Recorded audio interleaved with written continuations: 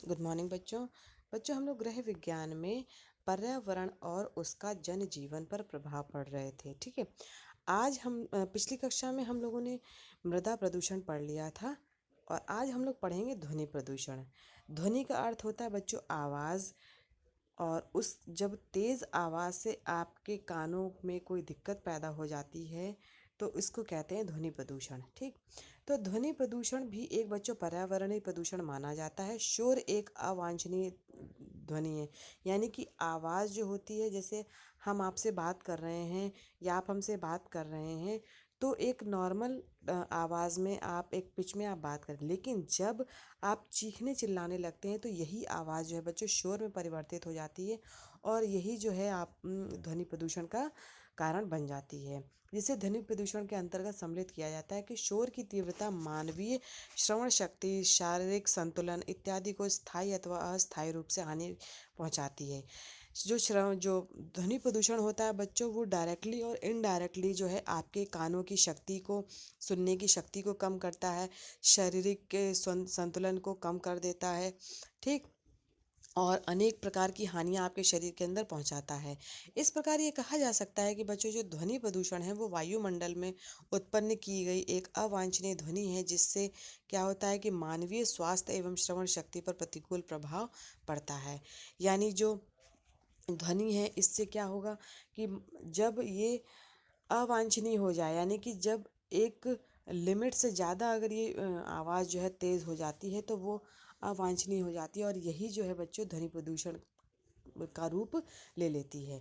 तो वर्तमान में बच्चों विज्ञान एवं तकनीकी विकास के कारण भी ध्वनि प्रदूषण में वृद्धियां देखने को मिल रही हैं, जैसे कि विद्युत घंटियां हैं, अलार्म है, टेलीफोन की घंटियां, मोबाइल फ़ोन की घंटियां हैं, जेट विमान है, परमाणु परीक्षण, कपड़े धोने की मशीन है, बस, ट्रक, वायुयान, रॉकेट, विभिन्न प्रकार के युद्धक सामान इत्यादि पर्यावरण में ध्वनि प्रदूषण को बढ़ा रहे हैं। यानी कि बहुत सारी ये सारी जो कारण है जिसकी वजह से है जो बच्चों ध्वनि प्रदूषण हो रहा है।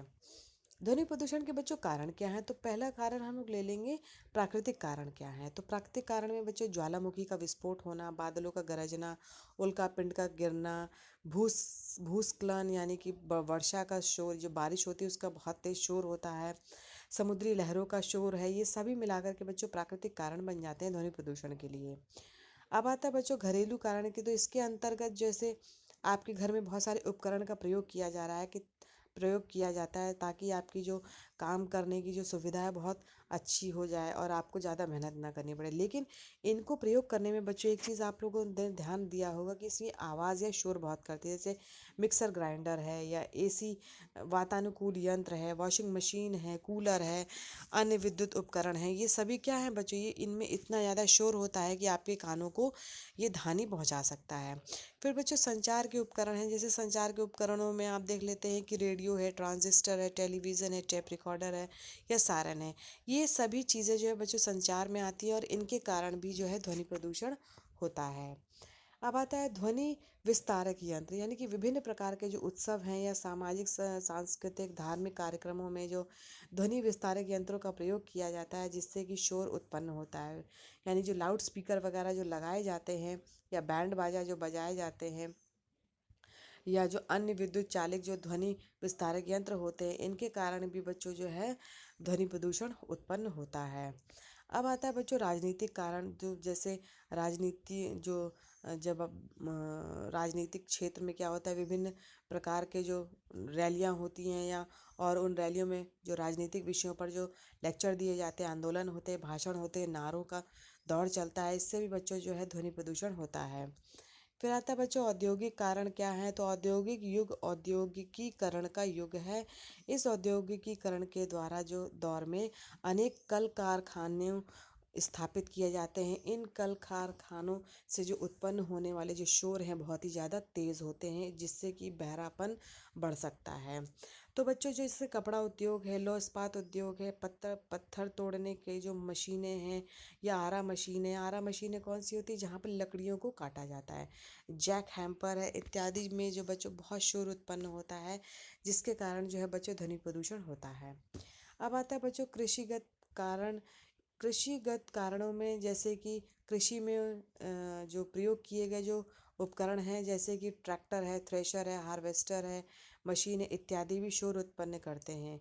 विभिन्न प्रकार के परीक्षण भी होते हैं जैसे कि अस्त्र शस्त्र परीक्षण हो रहे हैं जो सेना के द्वारा किए जाते हैं, पत्थरों के लिए जो पहाड़ों का विस्फोट किया जा रहा है या कोयला खदानों में जो विस्फोट किया जाता है। तो इन कारणों से भी बच्चों विभिन्न प्रकार के जो ध्वनि प्रदूषण होते हैं इसके कारण भी ध्वनियाँ प्रदूषण होती है। अब देखते हैं बच्चों सड़क परिवहनीय कारण। तो सड़क पर चलने वाले विभिन्न प्रकार के वाहन तथा उनमें लगे हॉर्न से भी ध्वनि प्रदूषण को बल मिलता है, जैसे बस, ट्रक, कार, दोपहिए वाहन इत्यादि। रेल व वायु परिवहन। रेल परिवहन के कारण भी ध्वनि प्रदूषण उत्पन्न होता है। रेलगाड़ी के हॉर्न के फलस्वरूप तेज शोर होता है। इसके अतिरिक्त जो क्या होता है, रेलगाड़ी के लोहे की पटरियों पर चलने के कारण भी शोर होता है। इसी प्रकार जो है वायुयानों, हेलीकॉप्टरों एवं जेट विमानों से भी तेज ध्वनि निकलती है। तो इन सब के कारण भी है बच्चों जो ध्वनि प्रदूषण होता है, जिसमें क्या होता है, ध्वनि प्रदूषण बढ़ जाता है और आपके का श्रवण शक्ति में भी परिवर्तन होने लगता है। रॉकेट एवं प्रक्षेपण यान जो है, रॉकेट को प्रक्षेपित करते समय तेज ध्वनि उत्पन्न होती है। विभिन्न प्रकार के मिसाइलों एवं उपग्रहों को प्रक्षेपण यानों के माध्यम से जब प्रक्षेपित किया जाता है तो ध्वनि बहुत तेज होती है और इस कारण भी है जो बच्चों ध्वनि प्रदूषण होता है। इन प्रक्षेपण यानों से भी तेज ध्वनि उत्पन्न होती है और ये ध्वनि प्रदूषण उत्पन्न करते हैं।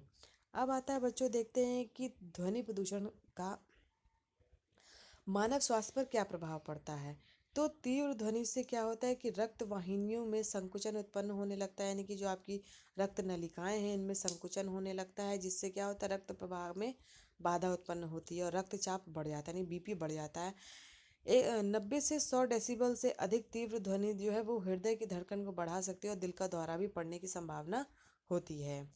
तो लंबी अवधि तक जब तेज ध्वनि के संपर्क में रहने से क्या होता है कि कान का जो आंतरिक भाग होता है उसमें हानि पहुंचती है और बहरेपन का खतरा भी बन जाता है। अत्यधिक तीव्र ध्वनि के निरंतर संपर्क में रहने से क्या होगा कि बच्चों स्थायी रूप से बहरापन उत्पन्न हो सकता है, यानी कि जब आप तेज ध्वनि के संपर्क में रहेंगे तो आपके कानों की जो सुनने की जो शक्ति होती है वो भी खत्म होने लगती है और आपको बहरापन की शिकायत होने लगती है। ध्वनि अंतःस्रावी ग्रंथियों को भी प्रभावित करती है। तेज ध्वनि से क्या होता है बच्चों, एड्रिनल ग्लैंड जो होती हैं आपकी, यानी अंतःस्रावी जो ग्रंथियां होती हैं उनमें से एड्रिनल हार्मोन जो है वो स्रावित होता है और इसका जो स्राव होता है वो बहुत ज़्यादा बढ़ जाता है ध्वनि से, जिससे क्या होता है तंत्रिका तंत्र भी प्रभावित होती है। इसके फलस्वरूप क्या होता है कि उत्तेजनशीलता बढ़ जाती है और शरीर में थकान होती है, वो बढ़ती, तनाव उत्पन्न होने लगते हैं। 120 डेसिबल से अधिक की ध्वनि जो है मस्तिष्क तथा तंत्रिका कोशिकाओं को प्रभावित करती है, जिसके परिणाम स्वरूप व्यक्ति की स्मरण शक्ति जो है वो घट जाती है। इस प्रकार जो है बच्चों तेज ध्वनि अथवा शोर व्यक्ति के संपूर्ण व्यक्तित्व पर विपरीत प्रभाव डालती है। तेज ध्वनि से बच्चों निद्रा में भी विघ्न उत्पन्न होता है। जब कहीं भी आपने देखा होगा कि जब कहीं आस पड़ोस में आपके यहाँ कोई फंक्शन हो रहा है और जो लाउड स्पीकर बजते हैं और आप जब रात को सोना चाहते हैं तो आप सोने की कोशिश भी करते तो भी आप सो नहीं पाते। क्यों? क्योंकि इससे आपकी नींद में विघ्न पड़ता है इस तेज ध्वनि से, जिससे व्यक्ति के व्यवहार में भी चिड़चिड़ापन आ जाता है और वह मानसिक तनाव से ग्रसित हो जाता है। ध्वनि प्रदूषण के फलस्वरूप क्या होता है बच्चों, व्यक्ति की खिन्नता के व्यवहार का विकास होता है। ध्वनि प्रदूषण से आंखों की पुतलियां फैल जाती हैं तथा पेशियों में तनाव बढ़ जाता है। गर्भवती महिला तथा गर्भ में पल रहे शिशुओं के लिए बच्चों 120 डेसिबल से अधिक अगर ध्वनि उत्पन्न होती है तो बहुत ही ज़्यादा हानिकारक होती है, गर्भवती महिला के लिए भी तथा उसके शिशु के लिए भी। अधिक शोर से क्या होता है, महिलाओं का स्वभाव भी बच्चों चिड़चिड़ा हो जाता है और उसका जो है उनका मानसिक तनाव भी बढ़ जाता है, जिसके परिणाम स्वरूप प्रसव कार्य के दौरान महिलाओं को अधिक पीड़ा का सामना करना पड़ता है। आप देखते हैं बच्चों ध्वनि प्रदूषण के नियंत्रण के उपाय क्या हैं। तो आवासीय क्षेत्रों में उच्च ध्वनि वाले जो लाउड स्पीकर हैं उन पे कड़े प्रतिबंध लगा देने चाहिए सरकार को। ठीक है, जब यानी कि जहाँ पे लोग रह रहे हैं वहाँ पर तेज लाउड स्पीकर से बजाने पर पूरी तरह प्रतिबंध लगा देना चाहिए उद्योगों में प्रयुक्त होने वाली जो मशीनें हैं उन पर साइलेंसर का प्रयोग कर देना चाहिए और उनका नवीकरण करते रहना चाहिए, यानी कि उनकी जो है साफ सफाई करते रहना चाहिए, जिससे कि यह ध्वनि प्रदूषण कम हो। ध्वनि प्रदूषण के लिए आवश्यक कानून बनाने चाहिए एवं कानूनों का सही तरीके से पालन करना चाहिए। इसी प्रकार शांतिपूर्ण वातावरण वाले क्षेत्र में ध्वनि प्रदूषण पर प्रतिबंध होना चाहिए। वाहनों पर भी साइलेंसर लगाना चाहिए तथा अधिक शोर उत्पन्न करने वाले वाहनों को सड़कों पर चलने से रोकना चाहिए। घने वृक्ष अधिक संख्या में लगाए जाने चाहिए जिससे ध्वनि का अवशोषण हो। इसी प्रकार ध्वनि के रास्ते में ऐसे व्यवधानों का उपयोग किया जा सकता है जो ध्वनि को अवशोषित कर लें, यानी कि हमें वृक्ष लगाने चाहिए बच्चों। वृक्ष जो होते हैं बहुत इंपॉर्टेंट होते हैं, ये कई तरीके के प्रदूषण को कम करते हैं, जैसे कि वायु प्रदूषण को कम करते हैं, जल प्रदूषण को कम कर रहे हैं, वायु ध्वनि प्रदूषण को बच्चों कम कर रहे हैं। तो उद्योगों से ध्वनि प्रदूषण पर नियंत्रण के लिए मानक विधियों का निर्धारण भी करना चाहिए। जहाँ तक संभव हो सके ध्वनि अवरोधक बनाए रखना चाहिए। तो यहाँ बच्चों हैं आपकी कक्षा जो है यहीं समाप्त होती है। धन्यवाद बच्चों आज की कक्षा के लिए।